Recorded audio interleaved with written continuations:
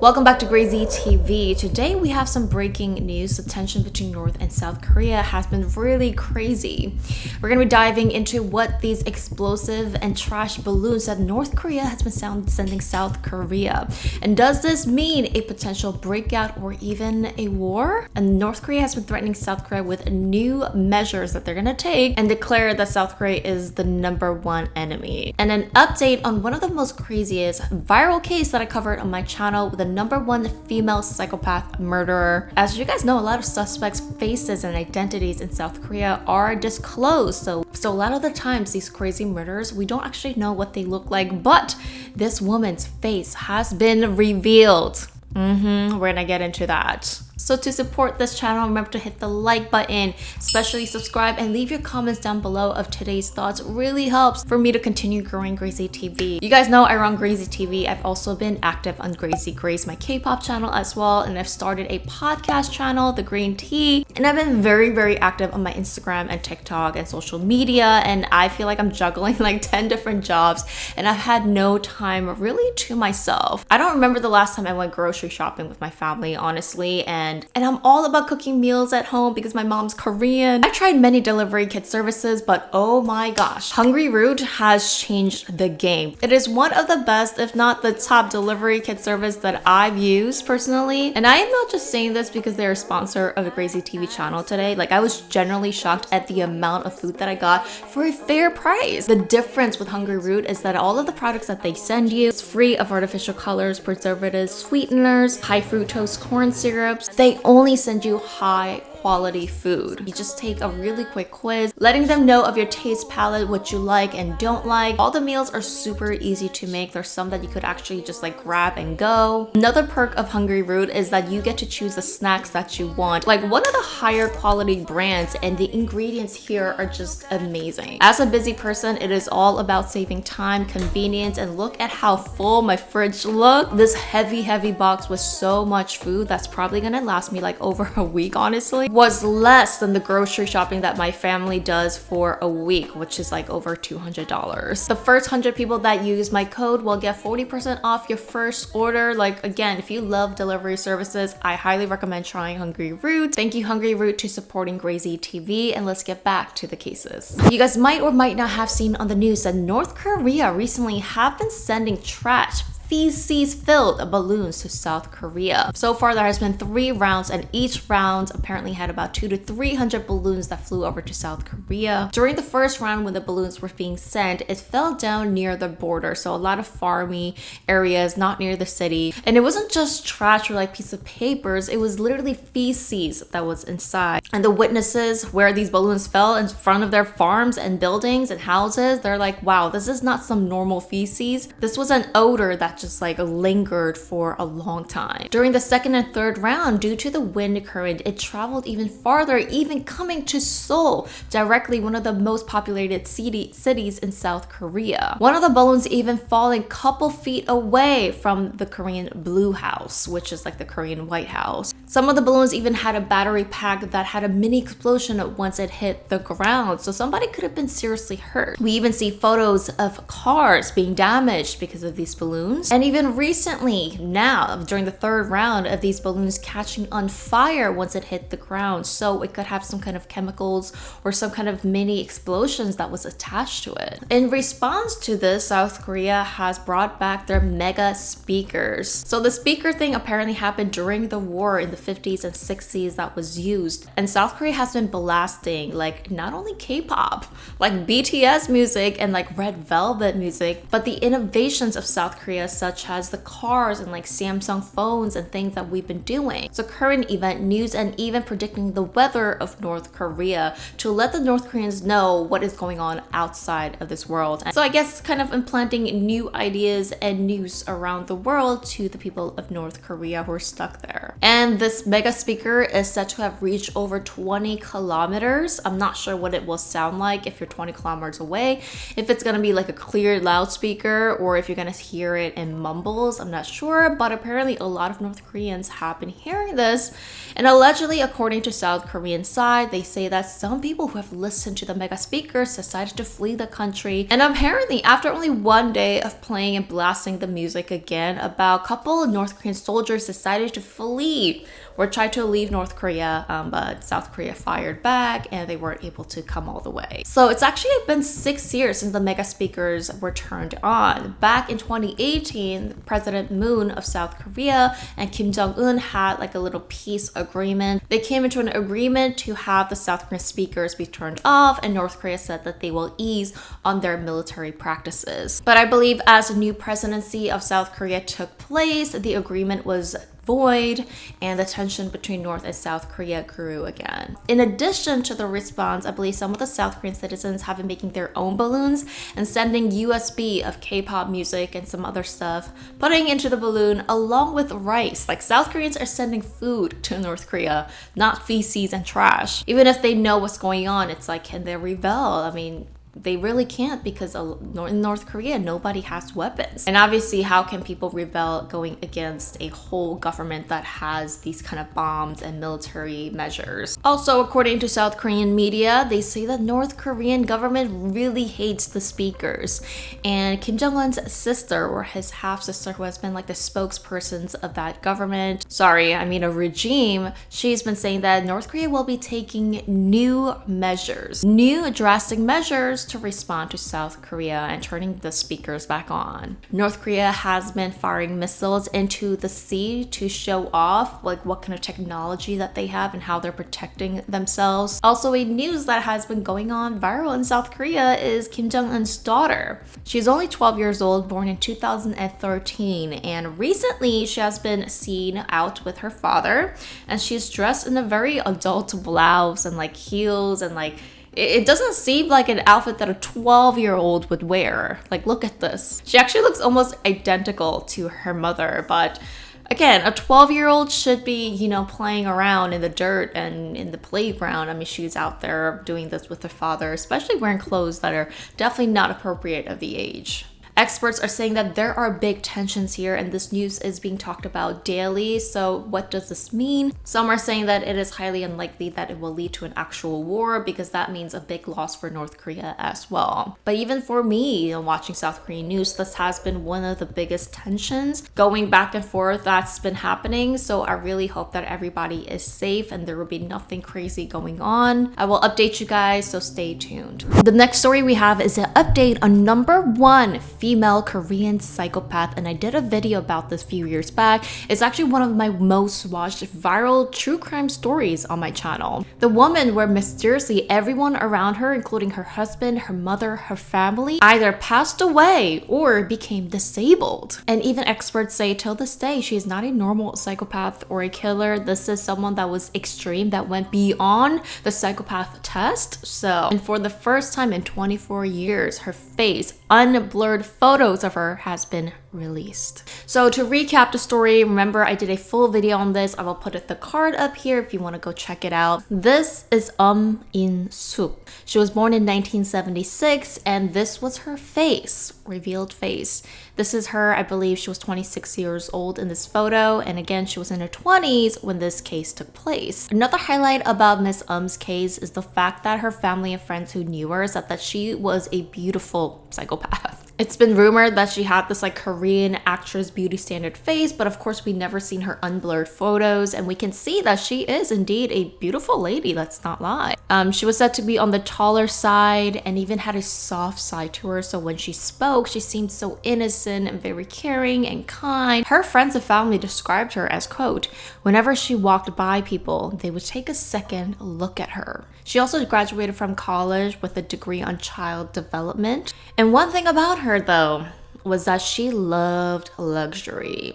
Like her friends and family says that she had like bags, luxury items, and goods. Like she just needed to have everything brand labeled. Now, Miss met her first husband in 1997 when she was only 18, 19 years old, and would go on to have her first child in 1998. And it was starting from the year 2000 when people around her would mysteriously be injured or die. Now, it all started from the year 2000 when Miss Um's daughter, who was only 2 years old, would pass away as she claimed that she fell. She had an injury to her head, and that's how she passed away. Now, Miss was never really charged with her daughter's death, so we don't know if she actually did something to her or if she really did fall and die, and this is what triggered Miss Um's pattern of having people around her that passed away, and we'll never know, but it is pretty suspicious, and let me know if you think Miss was responsible or not as we get to the story. Because all of a sudden, her husband would be admitted to the hospital multiple times in the same year.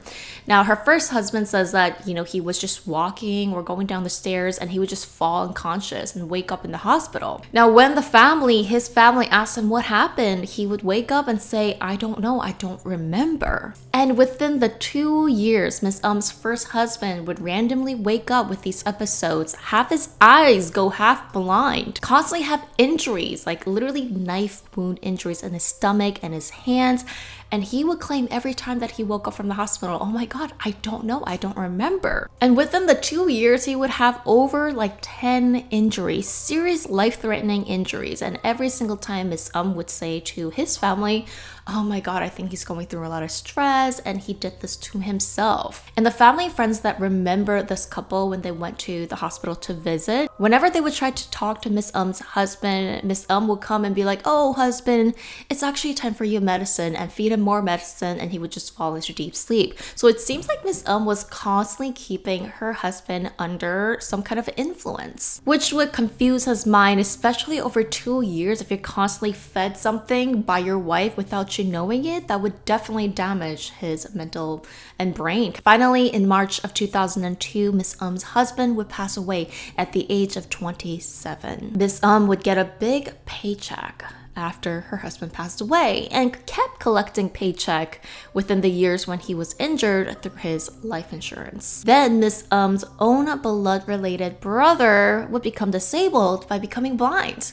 Now, it all happened when Miss offered her brother a pomegranate juice, and he says that of course his sister gave it to him, so he drank it, and next thing he doesn't remember, he woke up with excruciating pain in his eyes, and when he went to the hospital, they told him that he was actually blind now. She also had an older brother, another brother, and her mother also woke up randomly one day complaining about excruciating pain in their eyes, and later at the hospital, they would find out their eyes were poked with a pin or had chemicals poured into their eyes, but they had no idea how this happened to them. So can you believe your entire family, 2 brothers and your mother, going blind? Then fast forward to January of 2005, Miss family, so her 2 brothers and mother, were all living inside of one apartment when one day they woke up and there was a fire in their apartment. The interesting thing is the brother says that they actually went back to sleep after they saw the fire because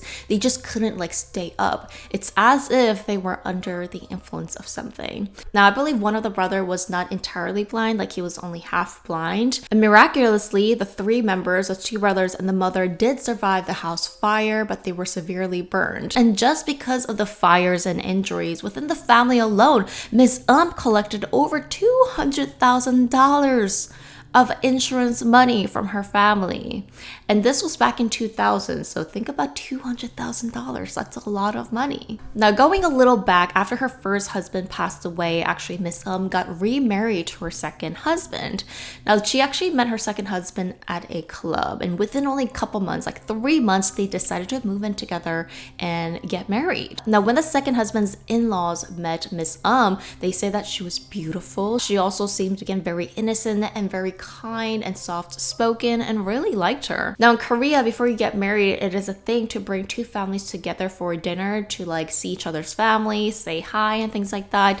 And she would never bring her parents. And it was only her second husband's in-laws that always came out. She also told the in-laws that her brother was like studying in America and her parents were very wealthy and had all these like buildings and things like that. So the in-laws thought, wow, like not only is she beautiful, but she comes from a pretty wealthy family. Like, we're so lucky. But after they got married and moved in together, the second husband also mysteriously started to become unconscious and just fall. Crazy injuries out of nowhere. The same thing where he would wake up and he would have excruciating pain in his eyes just to find out that there were pins that were being poked into his eyes. Where eventually, mysteriously, he would die at the hospital.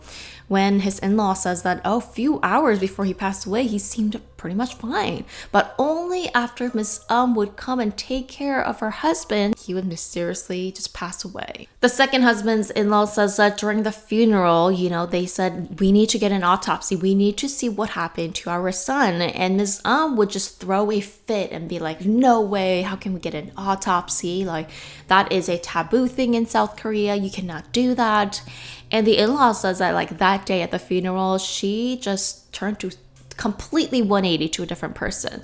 Went from this innocent, soft-spoken woman to this like mean and very attitudey woman. Later on, to even convince the in-laws, like she went far to do something called a soul marriage, which apparently is like a very spiritual, rare thing that you do where you devote your life now to like your dead husband, and is supposed to like really honor the dead and help him cross the bridge, the rainbow bridge. So she was really trying to show the in-laws that like she was in on this and she really loved this man. Later, only to find out that she collected all the insurance money from him. And actually, they had no idea that she was married because they thought that they just moved in together and they were going to get married. But later to find out they actually got legally married without having a wedding and didn't tell their family. Not to mention they had a child, a son that came out of this marriage. Now jumping forward again, remember in 2005, her family, her mother and two brothers got into this random apartment fire.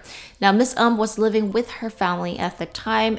Miraculously, her and her son survived and didn't get any, burned wounds. And in January of 2005, because her family's apartment got into a fire, she contacted her nanny and said, hey, can we come and live in your house for at least 2 weeks because our house got on fire and we have nowhere to go.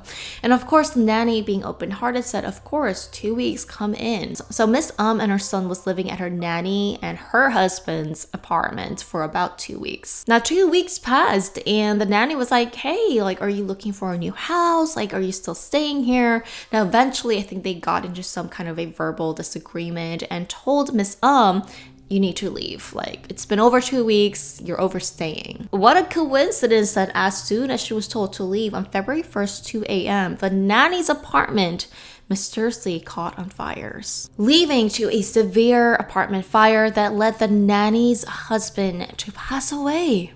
Now, thankfully, the nanny did survive and Miss and her son was fine. Fast forward to end of March and April, Miss son was admitted to the hospital because he became sick. Now, we don't know what sickness it was, but Miss said that, her son was really sick. But the police say that the day before that they were supposed to be released from the hospital on April 1st, Miss son again mysteriously passed away at the hospital. The hospital claimed that Miss threw a fit. She was so angry at the hospital that they killed her son, blah, blah, blah. But they could not find the reasons of why this healthy boy that was supposed to be released the next day mysteriously passed away. And we found out that she did not pay any hospital bills or fees due to this. Just before her son passed away, she was asking this neighborhood lady that she met, hey, my son is really sick. Like, I don't have money to pay for the hospital bills. And she was asking her for help, financial help. She actually ended up going to this neighborhood lady's house because she invited her and said, hey, like, let's talk about it at my apartment. Let me give you some juice and things like that. And apparently that neighborhood lady, after she invited Miss she drank some kind of a juice and she fell unconscious, and when she woke up again, she was half blind. Somebody had poked her eyes with something. Now, right after that, as the lady and the hospital raised suspicion about Miss finally the law did catch up to her and she was caught. And we found out that she was running an insurance scam, murdering people and injuring people, disabling her own family members for money. In the end, she ended up killing 3 people and disabling 5 individuals. She was sentenced to life in prison, and again, her story goes deep and crazy. Please do watch the full video that I did make on her. A new update is that even in prison, because she didn't have that much people on her side anymore, she would write a letter to the policeman that took care of her case, and she would ask the police, hey, you know, I don't have anybody else. Could you please send some necessary items that I need in prison, such as, you know, underwears and little things that she needed in prison to keep herself comfortable. And the police said, you know what, like, let me do it out of the good hearts. And he would send some stuff that she requested to her prison, and she sent a letter back saying, this is not branded luxury clothing that I asked for. Could you like send it to me in this brand and this brand? Like, and the police was baffled, like, excuse me, what? She even wrote a letter to her brother in prison saying, hey brother, like, I actually need this, this, and this in prison. Can you send it to me? Instead of saying, sorry, I freaking made you blind. Sorry, I ended up killing my 2 husbands and my 2 children. So hence the reason why criminal psychologists say that this is not a normal psychopath killer. Like, they have never seen a woman like this. She was literally like a wolf in a lamb's clothing. Like, it was only a facade. So do you think that Miss did end up unaliving her first child, the daughter that passed away in 2000, or was that merely a coincidence? Because she technically, again, never has been charged with that. I am personally really liking this season that we're in, where South Korea is actually revealing the identities of these crazy criminals, and we can finally see what these killers look like. Now, technically it was 24 years ago, so, and she's in life in prison, so she will never be out free in society, but what does she look like now? Remember, if you guys like these cases, a thumbs up, commenting and subscribing, and hitting the notification bell, because I reply to all the early birds, really means a lot. Thank you to Hungryroot for being today's supporter. Remember to go check them out in the description box, and see you guys in my next case.